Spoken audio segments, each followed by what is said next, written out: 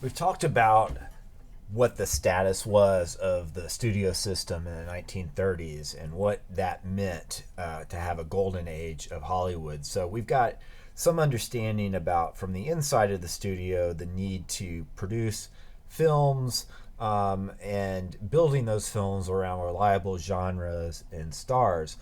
One of the forces that was also acting upon the studios and influencing what kind of films got made is what's known as the production code, or the code more commonly. And the code was a form of self regulation within the industry that was really used to keep the government from getting more involved in films. And it was in effect from 1930 through 1967, although it just kind of withered away and was not really being enforced at all by the time it was formally done away with in 1967 and 1968. And those film ratings that we are all familiar with, PG-13, R, all those kinds of things, those were instituted in 1968 and really did away in place of the production code. Both of them are very different approaches to self-regulation. So the Production Code Administration was at the peak of its powers during the studio era. And again, this is self regulation. This is not a U.S. government office. This was a administration created by the film industry. And the way that they worked is that they would approve a film, giving it their seal, the seal of the code. And if you had that seal, then you were guaranteed access to theaters all over the country.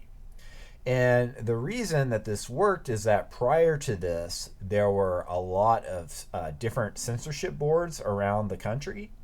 And it was very difficult to know what can be screened where because of those different boards. So putting together the seal allowed for people making films to know, if we do this, this, and this, then we can get our seal of approval and we know we can be distributed to theaters all over the country and not be kept out of certain areas.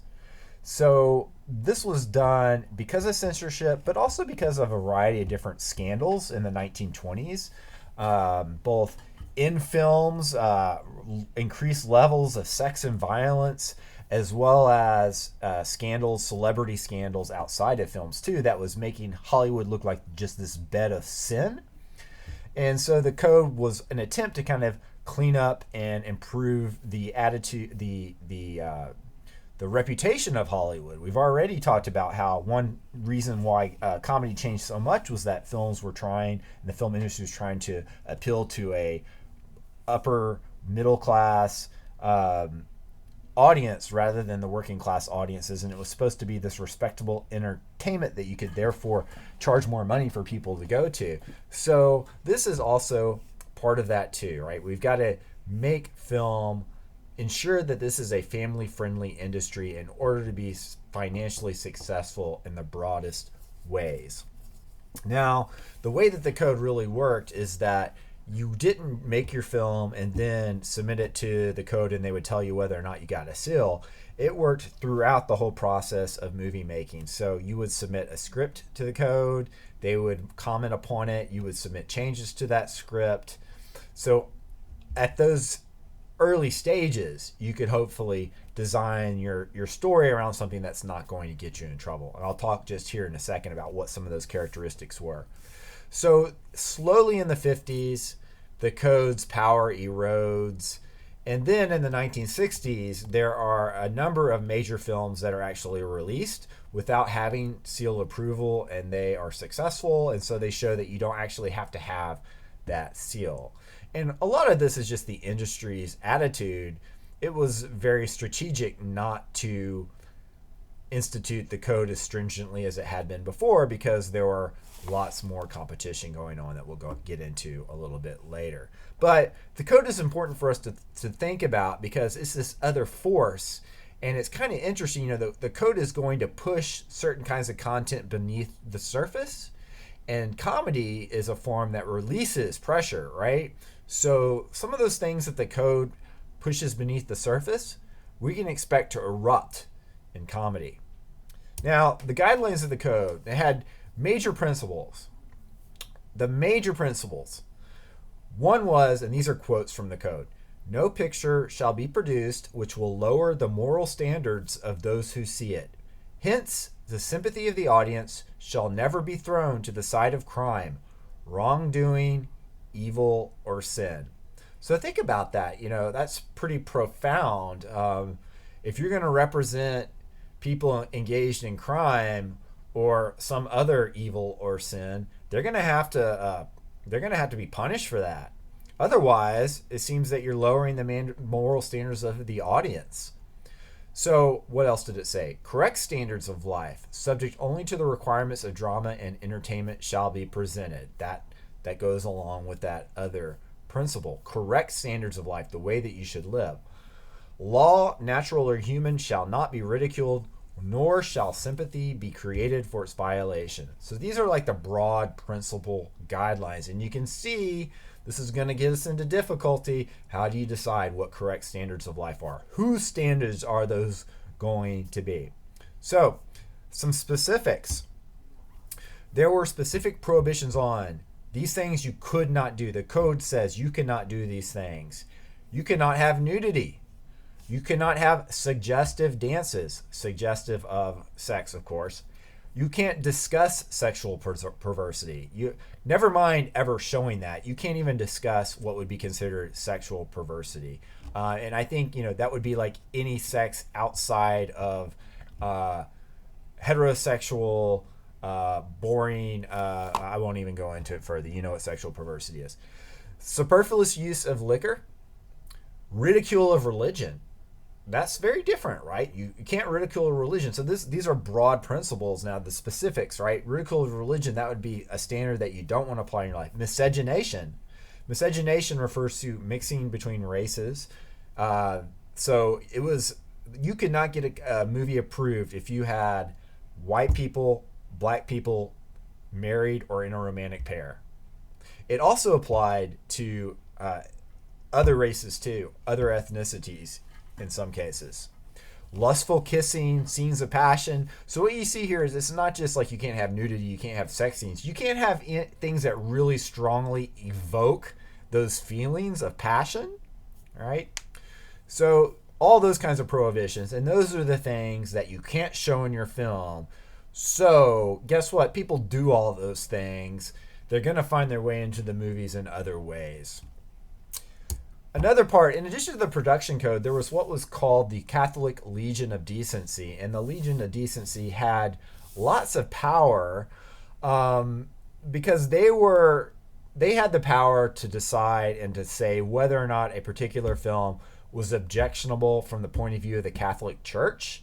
So this meant a whole lot for all those Catholics in the potential film audience. When they issued a ratings, they could actually issue a rating that meant it was a mortal sin to go see this film. So, you don't want to make a movie that the Legion of Decency say is condemned, because that means any Catholic that goes sees your movie is going to go to hell, right? That's not something you want if you're making movies. So they issued these ratings: A, morally unobjectionable; B, morally objectionable in part; and C, condemned. And again, if you're condemned, man, forget it. No one's going to want to go see your movie. So those are two forces, and both of them are outside of official government regulation. They're industry regulation, or they're this related agency that was part of the Catholic Church. Now, this is my last slideshow for this particular video. In which we celebrate the end of the classical era. Why do we celebrate it? Well, because culture has to change. And when the classical era ended, and when the golden age of the studios ended, so did the production code and the constraints that the production code held on content. So we're watching this week in class the Philadelphia Story from 1940, which is very much produced in concurrence with the production code. It's still a hilarious movie.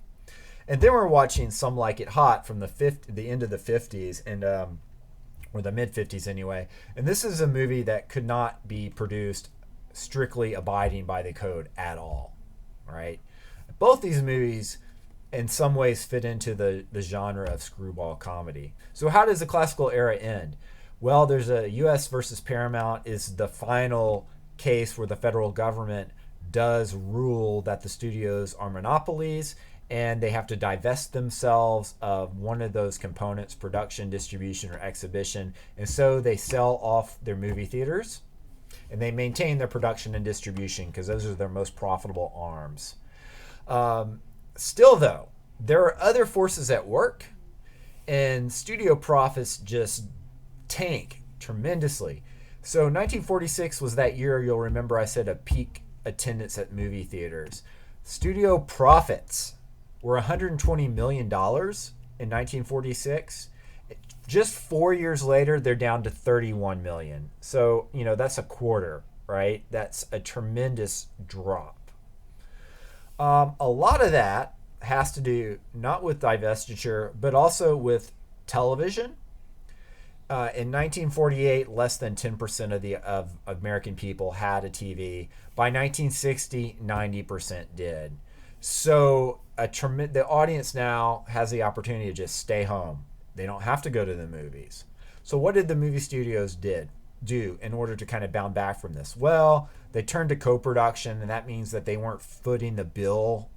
They weren't coming up with all the money to fund their films. They moved theaters out to the suburbs where people were starting to move.